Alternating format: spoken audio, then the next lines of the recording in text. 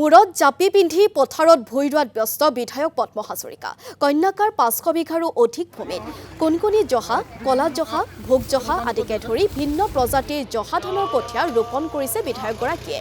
সম্পূৰ্ণ মাংগলিক পৰম্পৰাৰে পথাৰত নামি শতাধিক ৰোৱনীৰ সৈতে আজি আৰম্ভ কৰে ভূঁই ৰোৱা পৰ্ব।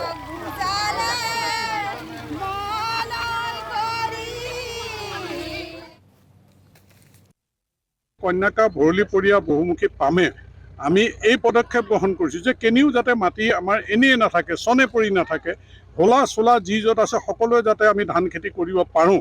তাৰ কাৰণে আমি ২০০ৰ ওপৰৰ আজি শিপিনীক লৈ পেলাই কেনেধৰণে কৃষকক লৈ পেলাই আমি কঠীয়া উঠাই পেলাই আমাৰ কন্যাকাৰ পৰিয়ালে সকলো কামত লাগি গৈছে যে আমি আমাৰ পৰম্পৰাগত ৰীতি নীতি মতে খেতি পথাৰ, এতিয়া আমাৰ ট্ৰেক্টৰেতো হাল বাওঁ, আগৰ গৰু হাল আছিলে, এতিয়া আলি দিয়া মেচিনো আহিছে, খালি ৰোৱনী।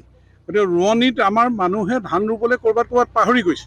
মই নতুন প্ৰজন্মক এইটোৱে আহ্বান জনাইছোঁ যে আমাৰ ঐতিহ্য পৰম্পৰা এইবিলাক আমি ৰক্ষা কৰিব লাগিব। আমাৰ ধান ৰুবলৈ, কাম কৰিবলৈ লাজ পোৱা পৰিৱেশ থাকিব নালাগিব। আমাৰ গাঁৱৰ মহিলা আহি কেনেকৈ আনন্দমুখৰ পৰিৱেশত গীতে মাতে কেনেকৈ সহযোগিতা কৰিছে। ইয়াতকৈ আনন্দ আৰু কি হ'ব পাৰে যে কৰ্মমুখী হৈছে মানুহখিনি।